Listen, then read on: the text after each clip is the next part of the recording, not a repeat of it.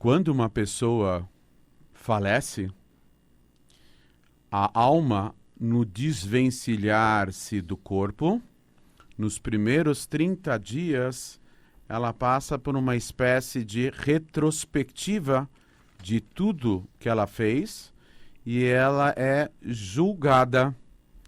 Depois dos 30 dias, ela, sendo meritória, entra no Gan Eden, no Jardim do Éden, que é um nível espiritual de excelência e de recompensa por tudo que essa pessoa fez em vida de bom e positivo, já que as suas qualidades e os seus méritos superaram as suas falhas.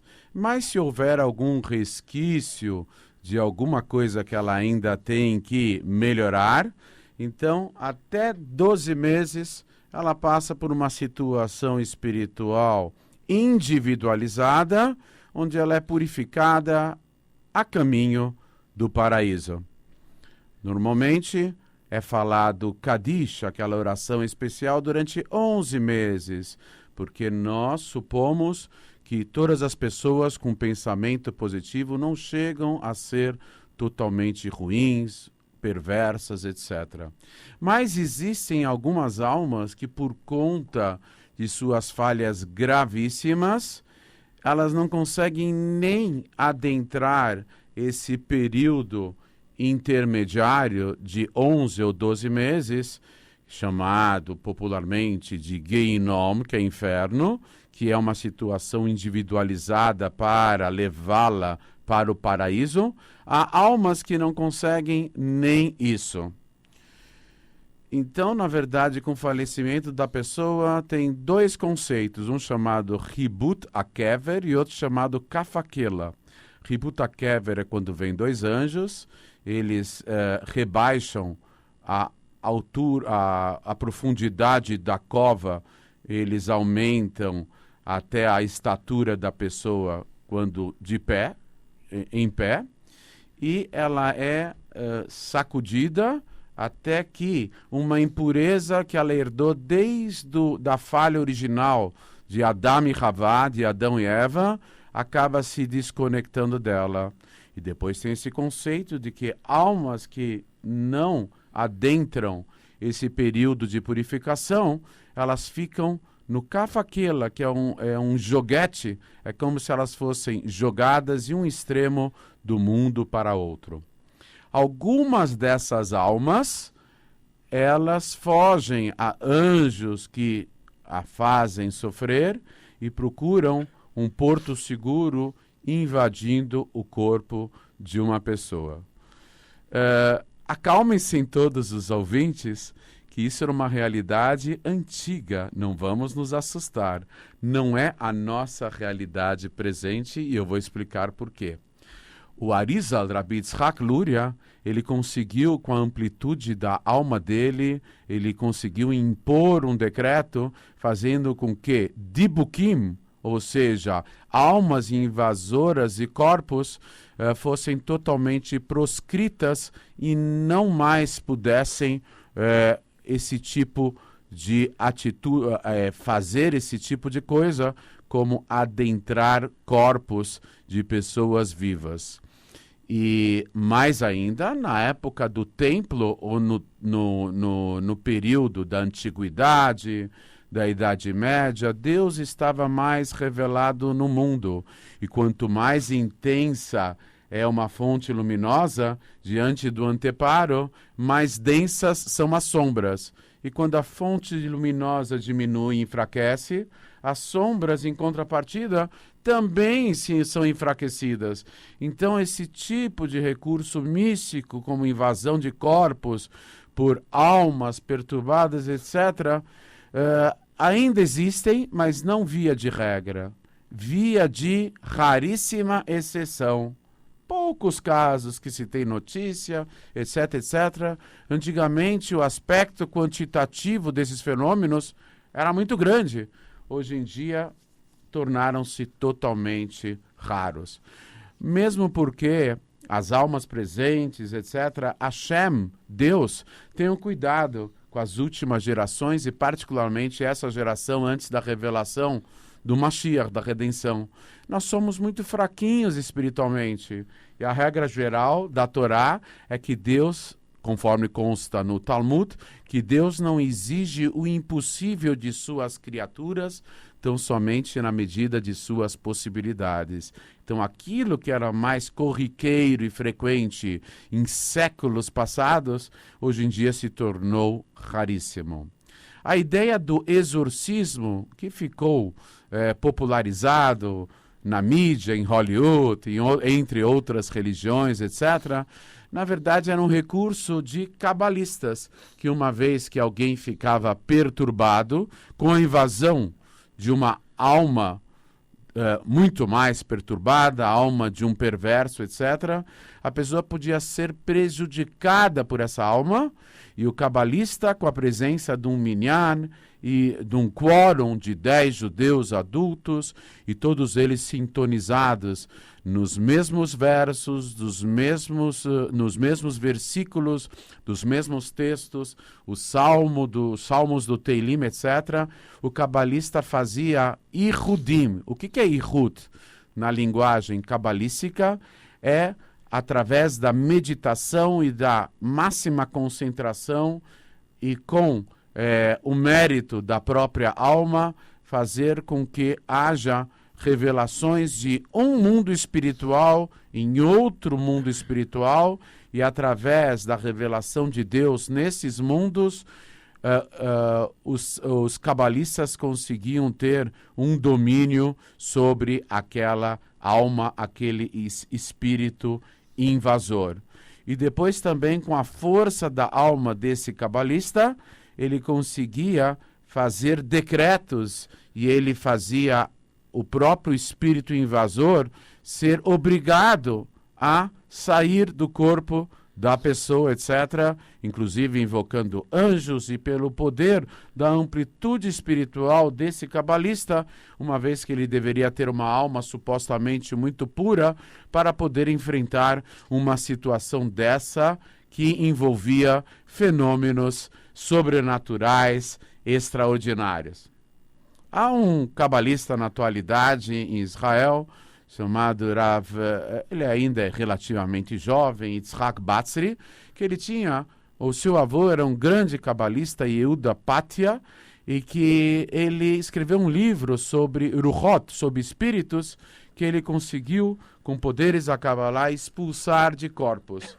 E ele cita uma vez, só a título de exemplo de ilustração, que uma vez havia um judeu chamado Yeheskel Ezra, e que o apelido dele era Behor, e que ele chegou para o grande tzadik e posek, o rabino-chefe da cidade de Bagdá, há 100 anos atrás, Yosef Haim, conhecido como Ben Ishai, e esse rapaz dizia que ele, na hora da tefilá, da oração, ele tinha ideias de renegar, Deus nos livre, renegar o único Deus, renegar o judaísmo.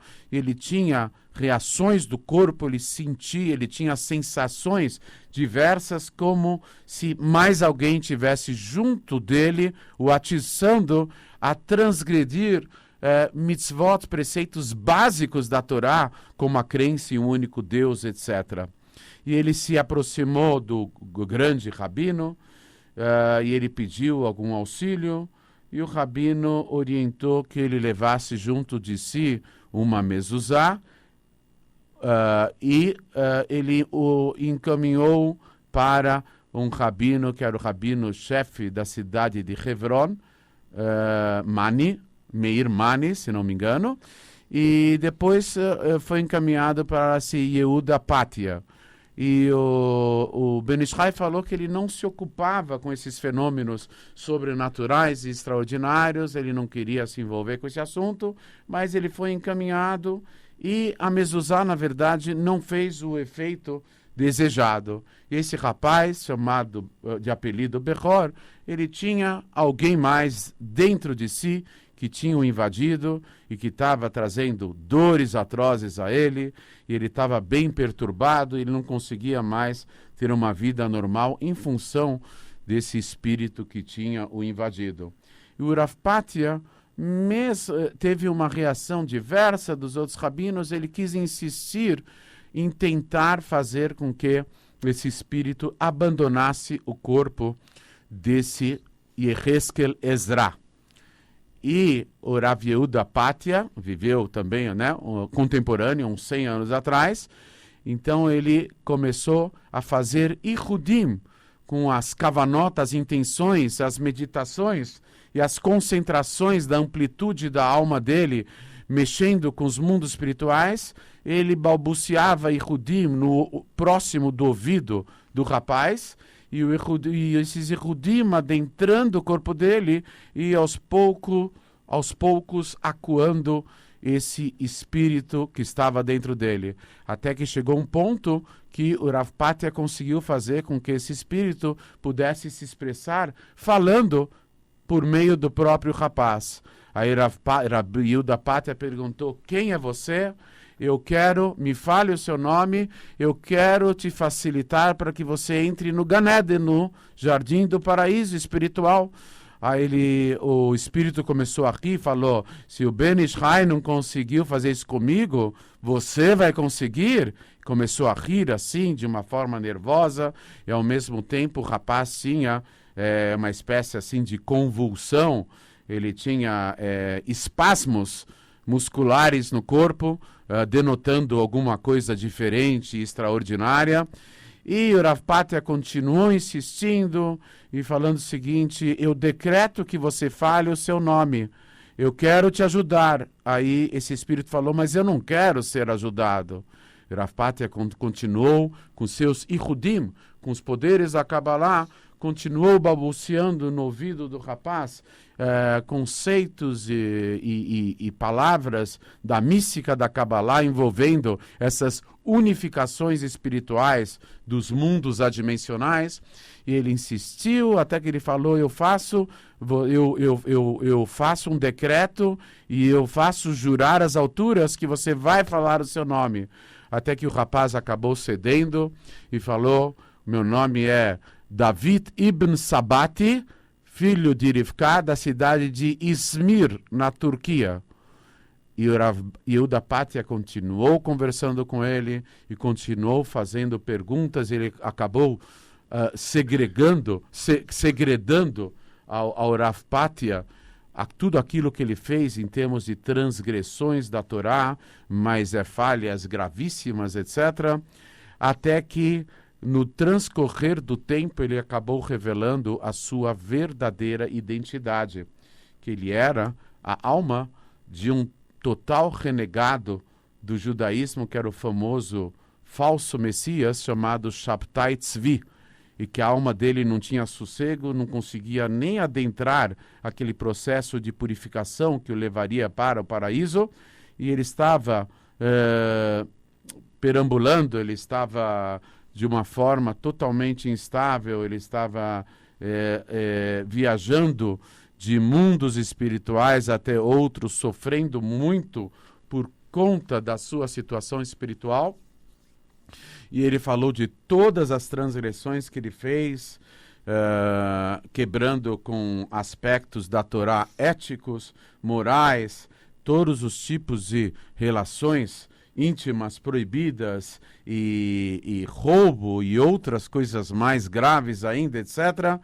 Até que Rav Patia acabou com Ihudim, dando um roteiro para esse espírito, para ele conseguir superar as suas falhas e o obscurantismo da sua própria alma, e no final ele acabou adentrando esse processo intermediário, chamado popularmente de inferno, que na verdade é nada mais, nada menos do que a entrada para o próprio paraíso. Essa é uma das histórias, mas vamos esclarecer novamente. Hoje em dia, tudo que é divulgado em geral é falso, é pseudo. Pela mídia é muito fácil fabricar qualquer história. Hoje em dia são casos raríssimos que ocorrem, porque via de regra Deus está mais oculto, estamos muito próximos da revelação do Mashiach. Então, hoje em dia, o aspecto da bondade, ele supera em muito qualquer tipo de compensação a partir da severidade de Deus. Hoje em dia, essa geração é uma geração de almas antiquíssimas, que são merecedoras da pura piedade e misericórdia de Deus, da bondade. Então, todos esses aspectos de exorcismos, de espíritos invasores e expulsão de espíritos, todos esses aspectos são superados pela geração da revelação do Mashiach. Vamos finalizar com uma história do Rebbe de Lubavitch. Os tzadikim e os líderes da geração, eles estão acima de poderes da Kabbalah. Eles não precisam nem recorrer a poderes da Kabbalah para esse tipo de situação. Então tem um rabino famoso, um grande palestrante dos Estados Unidos, chamado Manis Friedman. No começo, início de carreira dele, na atuação como rabino, ele atuava num centro educacional em São Paulo, em Minneapolis. Aí um belo dia ele recebe um telefonema dizendo o seguinte: Rabbi Friedman, o senhor faz exorcismo? Ele ficou sem saber o que falar. Ele é um emissário do Rebbe, ele tenta aproximar pessoas da religião. E nós temos um compromisso como emissários do Rebbe, um compromisso de lealdade e de sinceridade. Então não podemos dizer que somos ou que fazemos aquilo que não somos e muito menos que fazemos. Ele falou: olha, eu não sou exatamente um exorcista, mas está acontecendo alguma coisa assim, eu preciso muito da ajuda do senhor.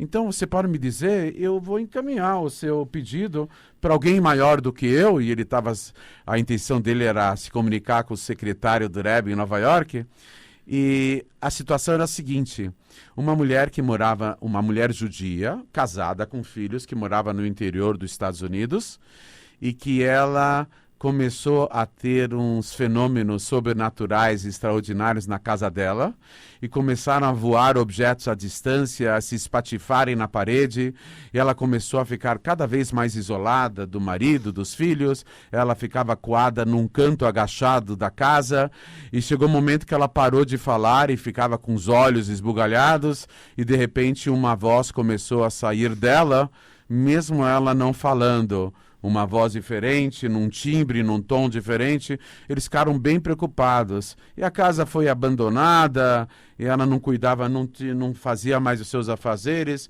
acabou faltando ao trabalho, etc. Ela ficou totalmente alterada. Eles entenderam que era alguma coisa extraordinária e sobrenatural que estava ocorrendo. Quando o Rabbi Manis Friedman escutou essa história, ele anotou o nome de todos e ele ligou para Nova York. Ele falou com o Rabbi Leibel Groner, de abençoada memória, o secretário pessoal do Rebbe. E ele deu todos os dados, contou em poucas palavras a situação. Depois de um tempo, o Rabbi Groner, ele retorna à ligação telefônica e fala o seguinte: o Rebbe pediu para essa família começar a guardar as leis dietéticas de kasher.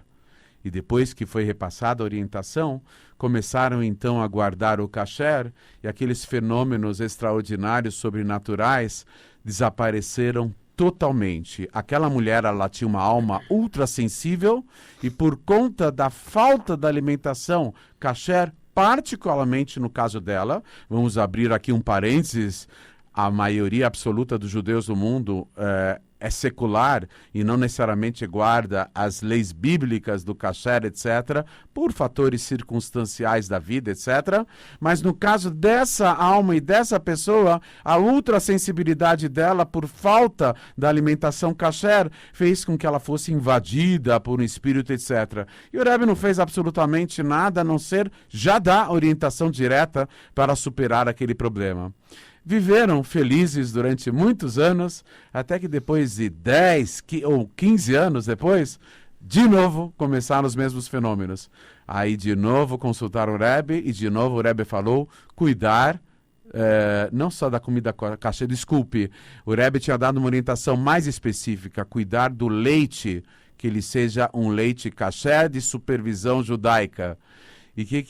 Alimentação kasher, desculpe. O que foi descoberto? Que depois de 10, 15 anos, ela acabou consumindo sem querer um leite que a supervisão não era boa e não era considerado kasher, o de supervisão judaica. Depois de eles retificarem o erro, ela voltou ao normal, ou seja, ela tinha que se autopoliciar, a família, para que a ultrassensibilidade dela não deixasse com que ela fosse invadida ou por espiritualidades estranhas, fenômenos extraordinários, sobrenaturais. Baruch Hashem, nós estamos numa geração que já superamos tudo isso e que o nosso objetivo maior agora, nós queremos sim vivenciar aspectos extraordinários e sobrenaturais, mas não esse tipo de situação, mas situações bem positivas que serão desencadeadas com a revelação do Mashiach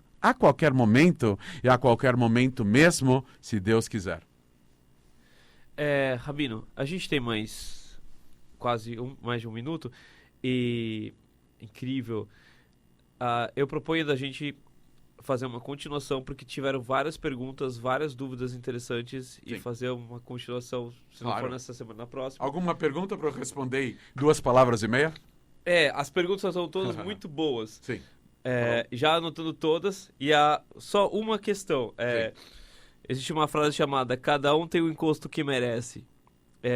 Você concorda com isso, Rabino? A gente atrai? Todas as almas dessa geração, segundo o grande cabalista Yitzhak Luria, são antiquíssimas e já cumprindo com a parte da sua missão em ocasiões presságias em outras vidas. E elas vieram aqui para completar meros detalhes e o principal, recebermos a redenção e o Mashiach. Então essas almas, por mais que circunstancialmente aparentam ser distanciadas da espiritualidade, elas têm o peso circunstancial da vida que impediu com que elas incorressem nos mesmos erros, uma vez que elas são totalmente desinformadas da espiritualidade maior. Mas são almas extremamente sagradas, extremamente antigas, almas especiais que estão aqui presentes nessa geração para receberem o Mashiach right now.